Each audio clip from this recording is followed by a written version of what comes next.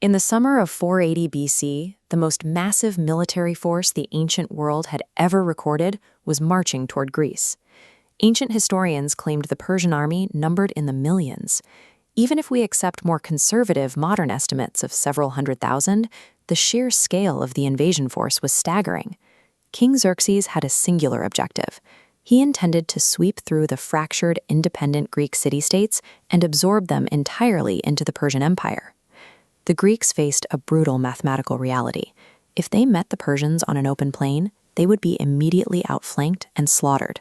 The combined Greek militaries simply did not have the manpower to survive a conventional battle. To avoid annihilation, the Greeks had to eliminate the Persian numerical advantage. They needed a battlefield where 100,000 men fought exactly like 100 men. They found that battlefield on the coast. The Greek command drew a defensive line at a narrow pass known as Thermopylae, which translates to the Hot Gates. On one side of the road, sheer mountains rose up. On the other side, the Aegean Sea dropped off.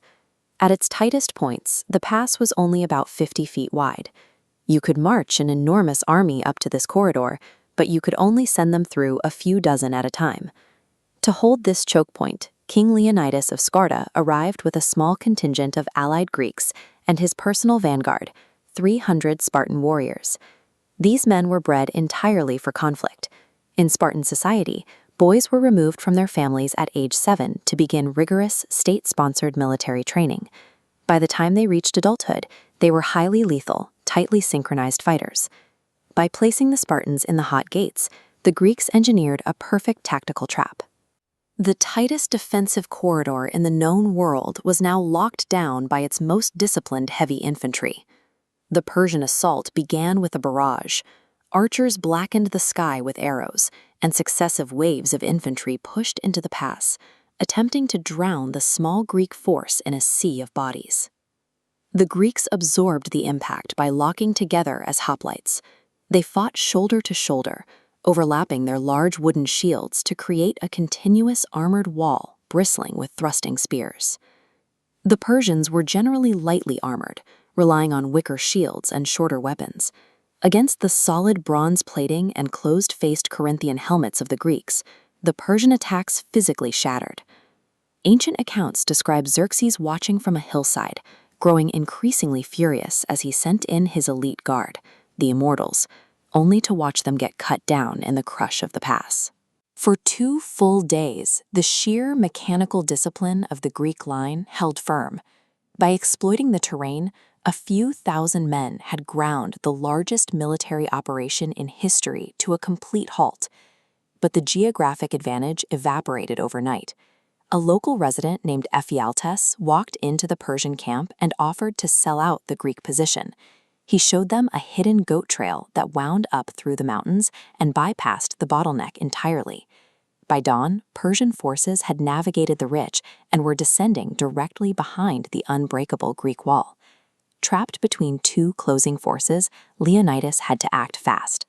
A full retreat would save his men, but the Persian cavalry would easily ride down the fleeing Greeks and leave the rest of the country exposed. Leonidas dismissed the bulk of the allied army, ordering them to fall back and warn their cities to mobilize. He, his 300 Spartans, and several hundred remaining loyalists anchored themselves in the pass. The final hours were brutal. Attacked from both sides, the rigid shield wall fractured. Spears splintered, and the battle dissolved into desperate hand-to-hand combat until Leonidas was killed and the last defenders were overrun. Leonidas knew they could not win the battle. By staying, he chose to trade the lives of his men for the one resource the Greek mainland desperately needed to organize a defense: time. The pass was cleared. The Persian army marched over the bodies of the defenders and continued their invasion southward. In strictly military terms, Xerxes had won, yet taking Thermopylae planted the seed of the empire's eventual defeat. News of the slaughter spread rapidly ahead of the invading army, but instead of breaking the Greek morale, the story of the 300 standing their ground against an empire ignited a wave of fierce outrage. City-states that had spent decades fighting each other suddenly pooled their fleets and armies. That unified force met the Persians at Salamis and Titaea, crushing the invasion and driving Xerxes out of Greece within a year. The tactical defense at the Hot Gates failed, but by standing and fighting an unwinnable battle, a tiny vanguard galvanized a fractured nation and secured the survival of their culture.